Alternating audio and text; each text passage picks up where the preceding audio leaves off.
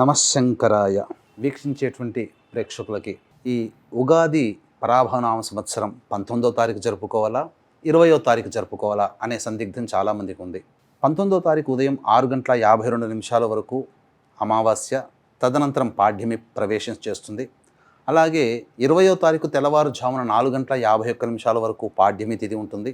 తదనంతరం విధియ కాబట్టి ప్రేక్షకులందరూ కూడా శాస్త్ర సమ్మతమైనటువంటి విధానంగా ఉగాది మనం 19వ తారీఖు జరుపుకోవడమే శ్రేయస్కరము, శాస్త్ర సమ్మతము అని చెప్పవచ్చు.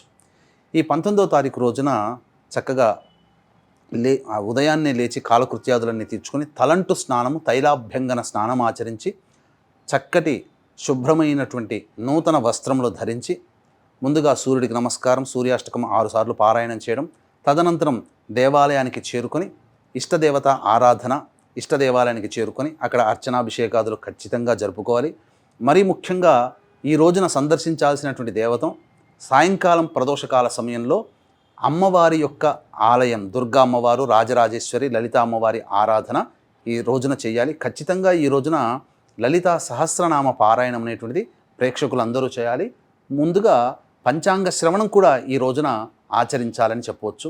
అలాగే ఈ సంవత్సరం అంతా కూడాను నవగ్రహాల యొక్క అనుగ్రహం సంపూర్ణంగా కలిగి గత సంవత్సరం కంటే ఈ సంవత్సరం మీ యొక్క సంకల్పం నెరవేరాలి అనే సదుద్దేశముతో మన పీఠమాధ్వర్యంలో చైత్ర పౌర్ణమి హస్త నక్షత్రం ఉన్నటువంటి రోజున ఏప్రిల్ 1వ తారీఖు రోజున ప్రముఖ శైవ క్షేత్రములో ఈ సర్వదోష నివారణ పూజలు హోమాలలో భాగంగా నవగ్రహ పాశుపత హోమం, మృత్యుంజయ హోమం, సుదర్శన హోమం, రుద్రహోమం, లక్ష్మీ మూలమంత్ర సంపుటిత లక్ష్మీ సూక్త హోమాలను జరిపించి శక్తిపాతము చేసినటువంటి కరుంగలి మాల ఇవ్వడం జరుగుతుంది.